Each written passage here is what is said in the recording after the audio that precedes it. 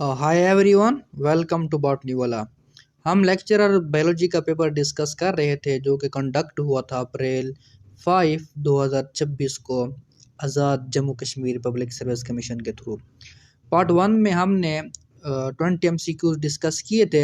हमने ना सिर्फ उनके आंसर की बनाई थी बल्कि उसके साथ साथ जो ब्रीफ एक्सप्लेनेशन थी वो, और उसके साथ इम्पॉर्टेंट पॉइंट डिस्कस किए थे जो आने वाले एग्ज़ाम में मुफीद साबित हो सकते हैं।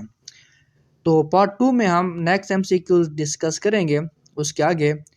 तो 21 MCQs की अगर हम बात करें तो 21 MCQs में अभी theory of evolution states that there is a inheritance of acquired character.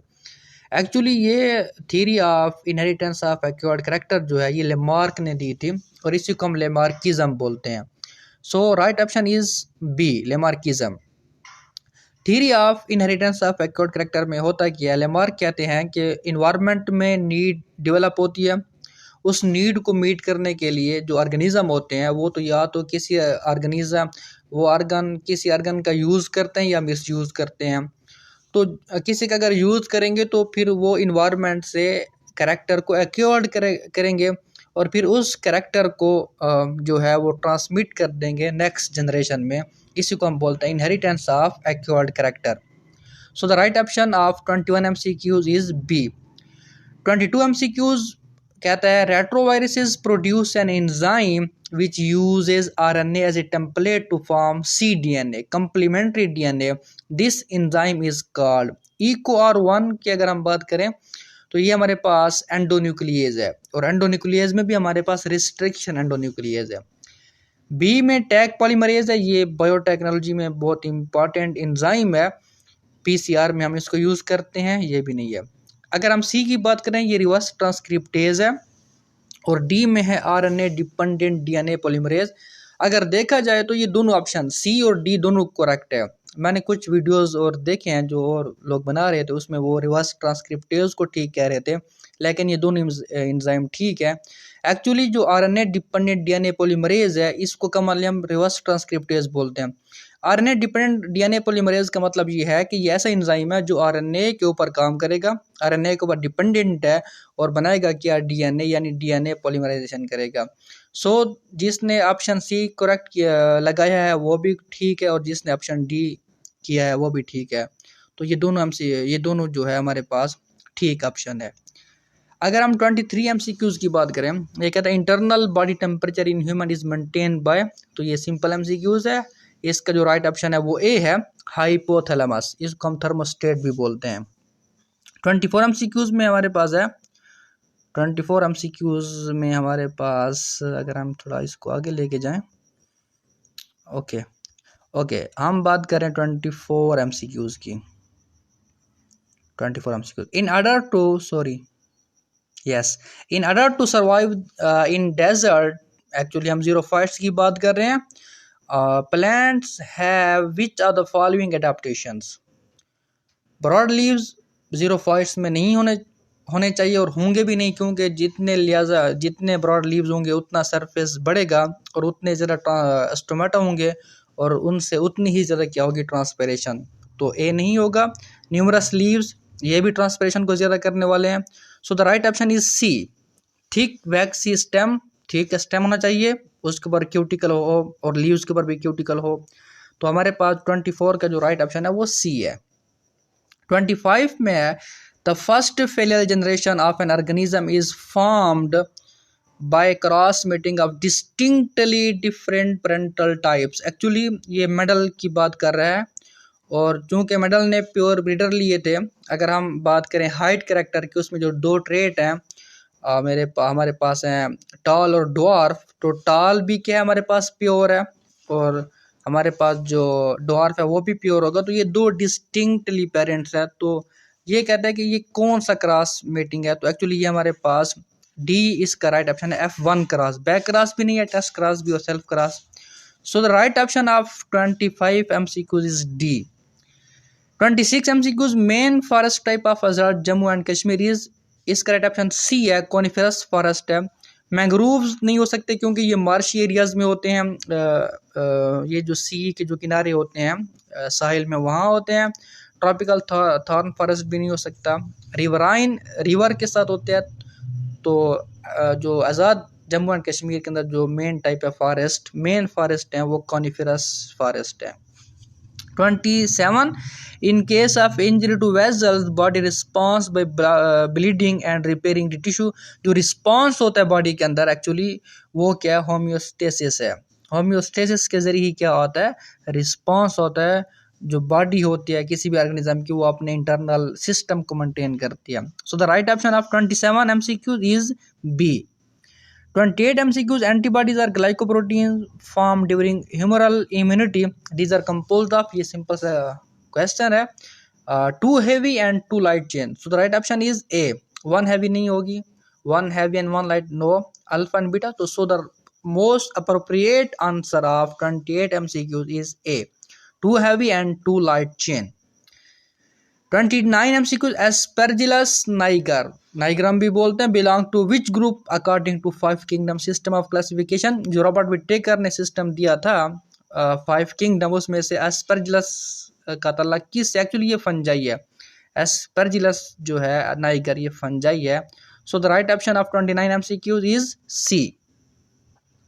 30 MCQs convergent evolution leads to formation of analogous structure. ये बहुत हॉट टॉपिक हैं एक्चुअली। ये टाइप्स हैं एवोल्यूशन की, convergent evolution and divergent evolution. तो आप अगर यहाँ कन्वर्जेंट है तो डाइवर्जेंट कहीं भी आ सकता है किसी और एग्जाम में। तो ये बहुत इंपॉर्टेंट टॉपिक्स हैं, आप इसको ज़रूर देखिएगा। ये MCQs कहते हैं convergent evolution leads to the formation of analogous structure. Analogous structure ऐसे होते हैं जिनका फंक्शन तो सिमिलर हो, एक जैसे हो, लेकिन उनकी एनाटॉमी क्या हो, डिफरेंट हो। तो अगर आप इसको देखें, wings of bird and bat, दोनों के जो विंग्स है ये फ्लाइंग के लिए हैं। तो हमारे पास राइट ऑप्शन क्या ए है। इनके जो विंग्स है ये काम तो एक कर रहे हैं लेकिन एनाटॉमी में डिफरेंस हो सकता है। Dolphin and birds body, dolphin जो है एक्चुअली ये फ्लोटिंग करने के लिए, तैरने के लिए, और बर्ड बॉर्डिंग फ्लाई के लिए है।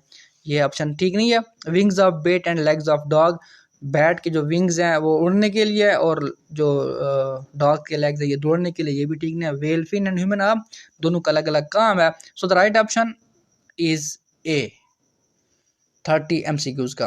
31 MCQs palaeoanthropology is the study of, actually यहाँ पैलेंटोलॉजी नहीं है, एंथ्रोपोलॉजी है। तो इसका जो MCQ हमारे पास करेक्ट ऑप्शन होगा, आप उसको देखें जहाँ ह्यूमन का वर्ड हो। तो बी को अगर आप देखें यहाँ remains of pre historic human. अगर हम ऑप्शन नंबर 1 की बात करें ये इसमें पैलेंटोलॉजी आएगा।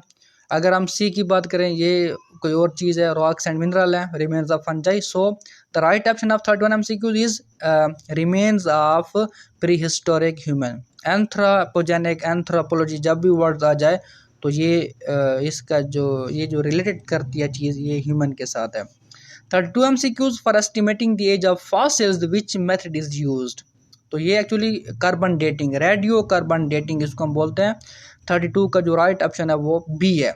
इसमें हम C14 कार्बन यूज़ करते हैं और उसकी हाफ लाइफ से हम क्या करते हैं, फॉसिल्स की एज मालूम कर सकते हैं कि ये कितने पुराने फॉसिल्स हैं। तो 32 का जो राइट ऑप्शन है वो बी है। जो हमारे पास पोटाशियम आर्गन डेटिंग है, अगर आप ऑप्शन ए देखें तो ये हम किसी रॉक्स या मिनरल की एज मालूम करने के लिए हम पोटाशियम आर्गन डेटिंग करते हैं। आप इस चीज़ को ध्यान में रखिएगा। लेकिन यहाँ जो है ये हमारे पास एज ऑफ फॉसिल्स की बात हो रही है, तो हमारे पास बी ऑप्शन करेक्ट है। 33 MCQs which are the following human cells are without nucleus.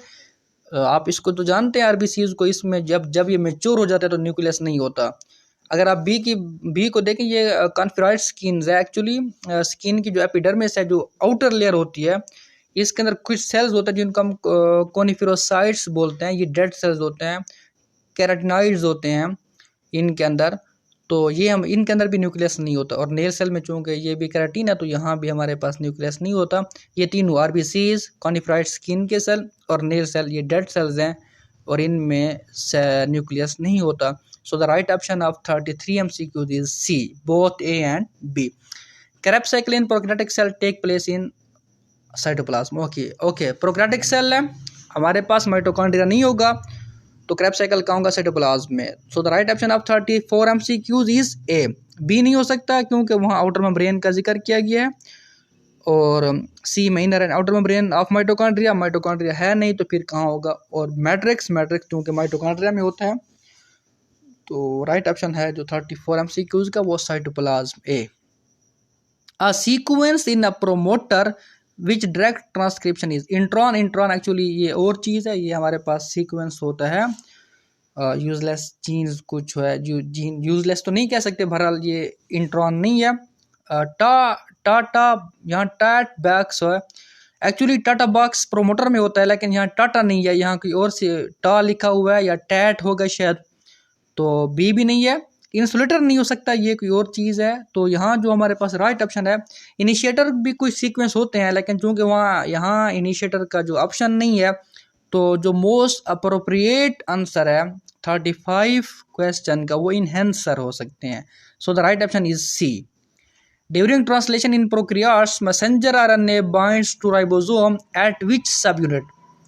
अब यहाँ हमारे पास चूँकि प्रोकैरियोट्स की बात हो रही है और राइबोसोम के मैसेंजर आरएनए कहाँ बाइंड होता है राइबोसोम में, तो आप इसमें 50S और 30S को ढूंढें, जहाँ आपको वो मिले आपका वही राइट ऑप्शन होगा।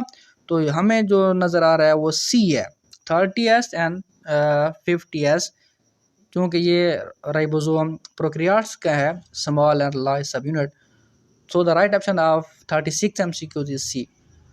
यहाँ आप एक बात याद रखिए, यहाँ इन्होंने चूँकि दोनों सब यूनिट का दे दिया है, अगर वो किसी एक का दे, अगर वो कहे कि during translation in prokaryotes messenger RNA binds to ribosome at which subunit, option A आपका 50S कर दे, ऑप्शन बी 30S, तो फिर आप क्या करेंगे। तो याद रखिएगा मैसेंजर आरएनए हमेशा सबसे पहले बाइंड होता है स्मॉल सब यूनिट के ऊपर। सो the right option in this particular case is 30S। फिर उसके ऊपर पहले मैसेंजर आरएनए जाके बाइंड करेगा स्मॉल सब यूनिट के ऊपर ड्यूरिंग ट्रांसलेशन, फिर उसके ऊपर आगे कौन लगेगा जब असेंबली होगी राइबोसोम की, फिर कौन लगेगा, लार्ज सब यूनिट। तो इन दिस केस हमारे पास जो है वो 30S हो जाएगा, लेकिन चूंकि यहाँ कॉम्बिनेशन में है लार्ज और स्मॉल सब यूनिट, तो in this particular case 31 MCQ हमारे पास जो राइट ऑप्शन है वो सी है, 50S and 30S। 37 MCQ during programmed cell death, जिसको आप एपोप्टोसिस बोलते हैं, ऑल अकर एक्सेप्ट, ये होते हैं, इनमें से कौन नहीं होता एपोप्टोसिस में। देखिए कंडेंसेशन ऑफ क्रोमाटिन, यस ये होगा। क्रोमोसोमल डीएनए फ्रेगमेंटेशन, यस उसकी ब्रेक डाउन भी होगी। Building of plasma membrane, program cell death यानी एपोप्टोसिस में चीज़ें बनती नहीं है बल्कि उनकी ब्रेक डाउन होती है, वो ख़त्म होती है। So the right option is C, building of plasma membrane बनेगी नहीं बल्कि टूटेगी। Okay 38 MCQs during the ageing of cells which of the enzyme shows important role. तो यहाँ जो कुछ रोल है अपना एजिंग ऑफ सेल वो टीलोमरेज है। अगर आप दूसरे ऑप्शन देखें रिस्ट्रिक्शन एंडोन्यूक्लियेज, ये बायोटेक में इस्तेमाल होते हैं, बायोटेक्नोलॉजी में डीएनए को कट करने के लिए। काइनेजेस जो होते हैं ये एटीपी के एडिशन में इस्तेमाल होते हैं, ऐड करते हैं। फास्फेटेजेस एटीपी की फास्फेट की एडिशन में इस्तेमाल होते हैं। फास्फेटेजेस फास्फेट को रिमूव करने के लिए होते हैं। एक्सोन्यूक्लियेज ये हमारे पास एक तरह का रिस्ट्रिक्शन, एंडोन्यूक्लियेज हमारे पास ये एक तरह का रिस्ट्रिक्शन है, हमारी एंजाइम है। So the right option is A, telomerase actually हमारे पास राइबोन्यूक्लियो प्रोटीन है, प्रोटीन भी है और इसके साथ आरएनए भी है। तो ये हमारे पास क्या करता है, एजिंग ऑफ सेल में इसका इंपॉर्टेंट रोल होता है।